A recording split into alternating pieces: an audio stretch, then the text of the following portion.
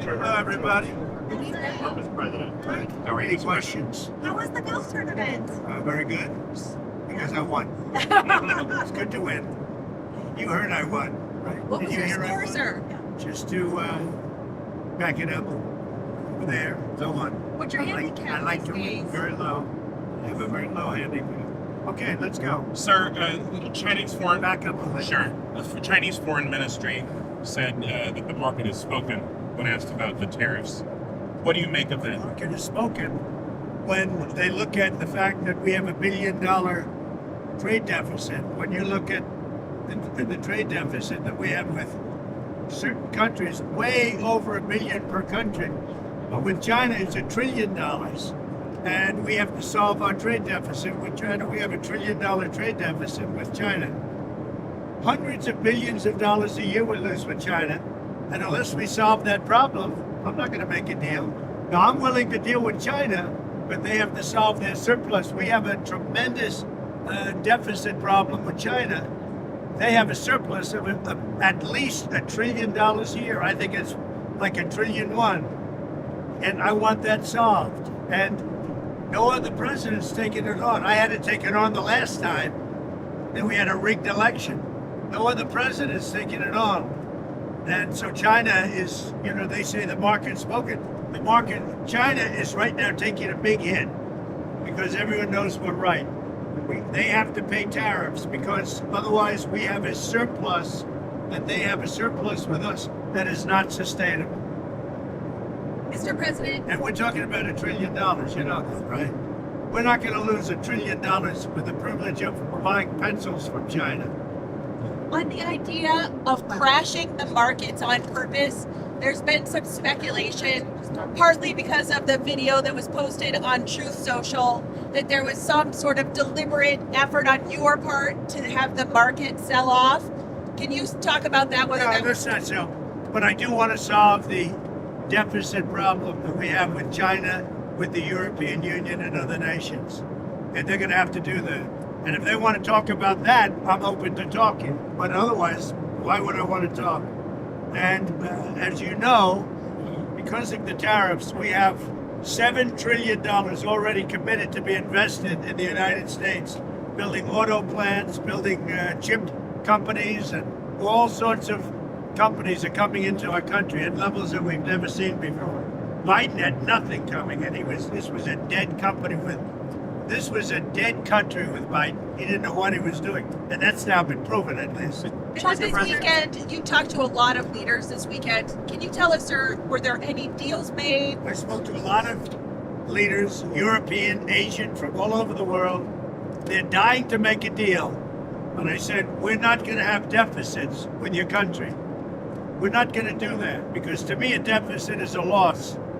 We're going to have surpluses or we're at worst going to be breaking even. But China would be the worst in the group because the deficit is so big and it's not sustainable. And I was elected on this. This was one of the biggest reasons I got elected was exactly because of this. And we're going to put tariffs, we've already put them on. It's not a question if we will. We're going to put them on. And those tariffs next year will make us $1 trillion. In addition to the $1 trillion, thousands of companies are going to relocate back into the United States. In North Carolina, already furniture people are starting to move back in Detroit and Michigan, which I won because of what I said, what I'm telling you. Car companies are starting to open up. In Indiana, a big one is under construction, as an example, Honda. But they're moving in like nobody has ever seen this before. So it's unsustainable for us to allow China to have surpluses of $1 trillion. We will be taking in over $1 trillion over the next short period of time with the tariffs that I've already instituted. They're already in place. Now, what's going to happen with the market, I can't tell you, but I can tell you our country has gotten a lot stronger.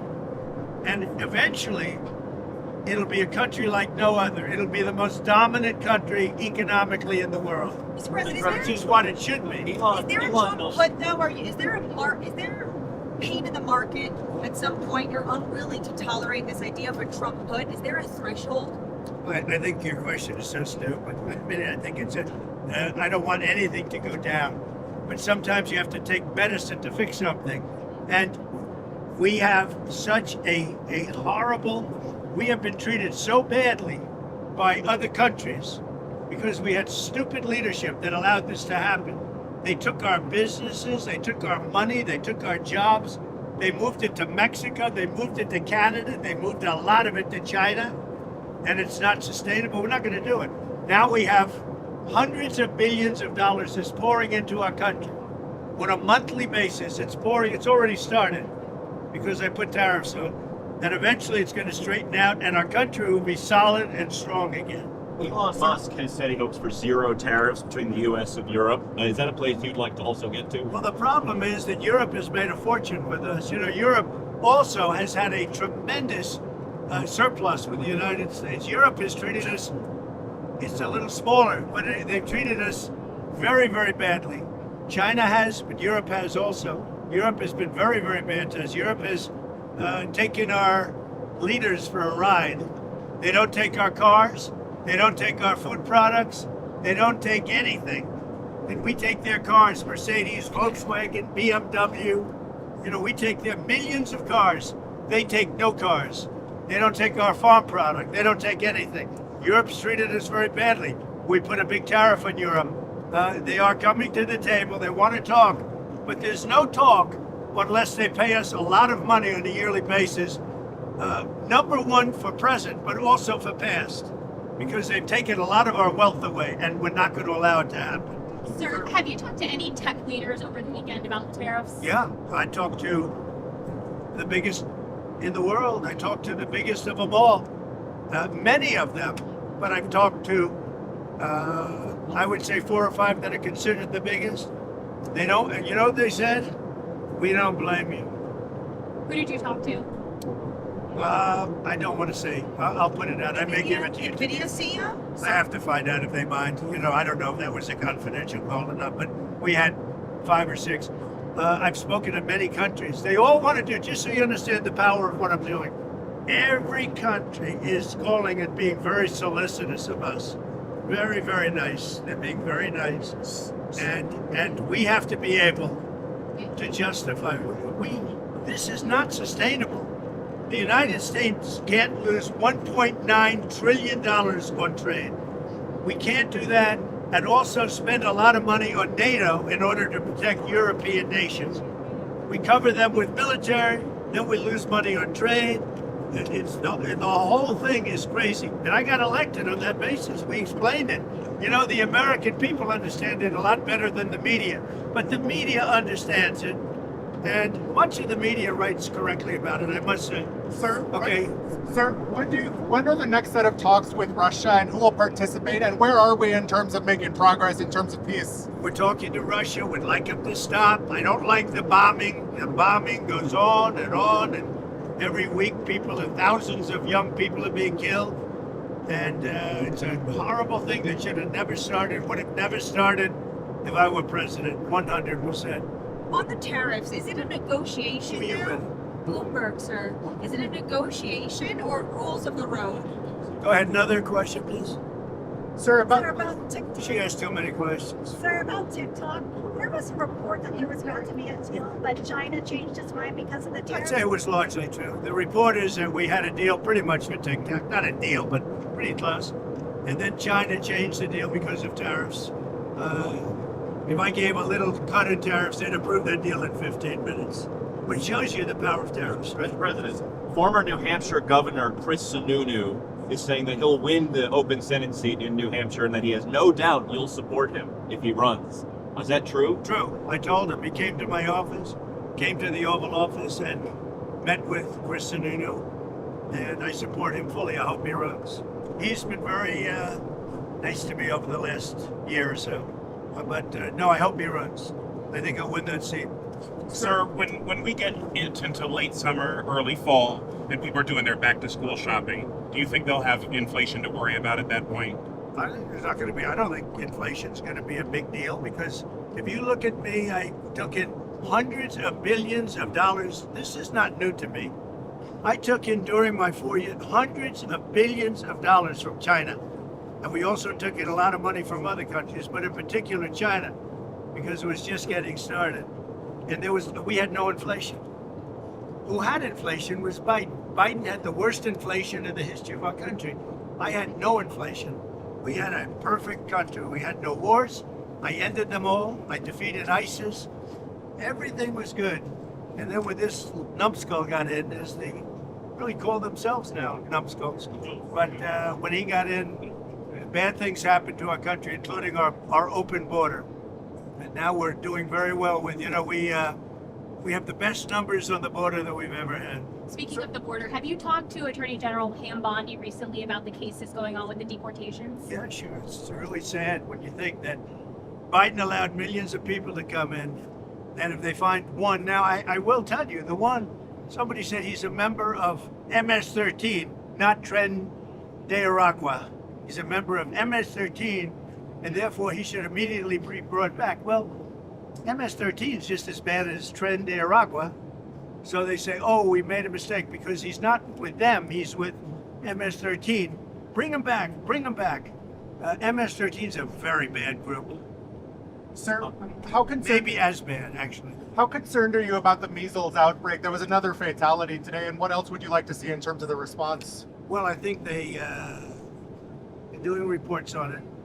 It's so far a fairly small number of people relative to what we're talking about.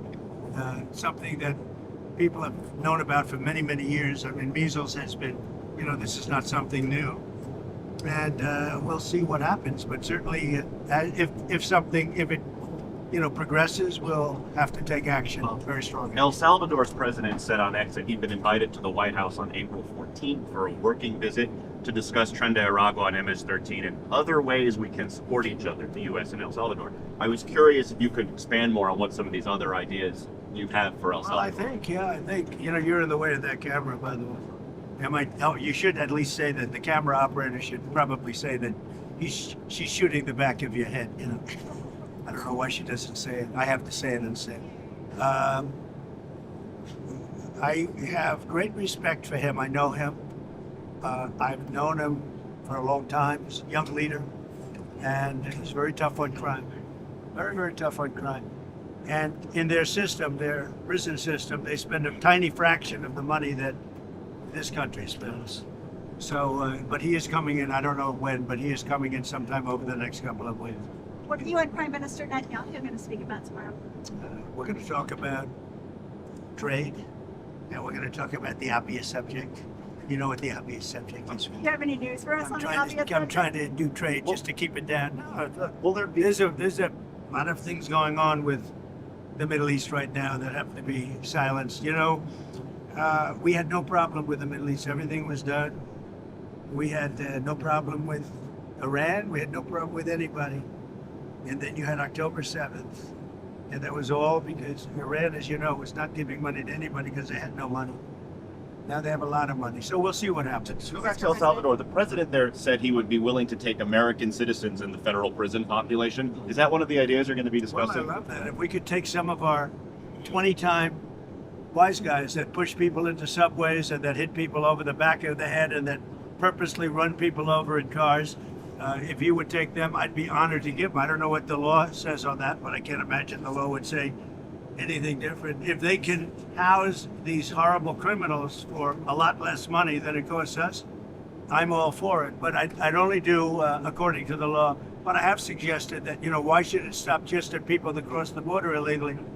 We have some horrible criminals, American grown and born.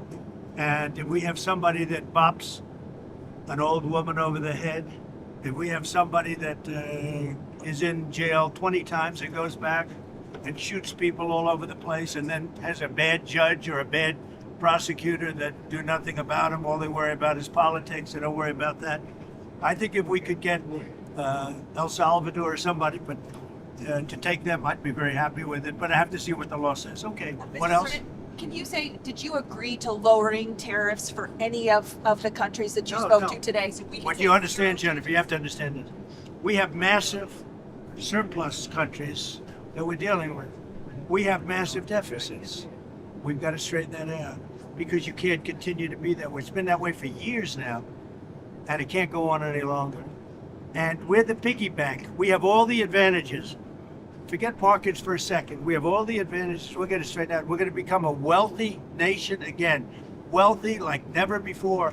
And we're not going to let other nations that have been ripping us off, whether it's China or the European Union, with all of the European nations that have just made it's been like a feast. Look, the European Union was formed for one reason. You know what that was? To rip off the United States. So put that in your bonnet. I hope you had a good flight.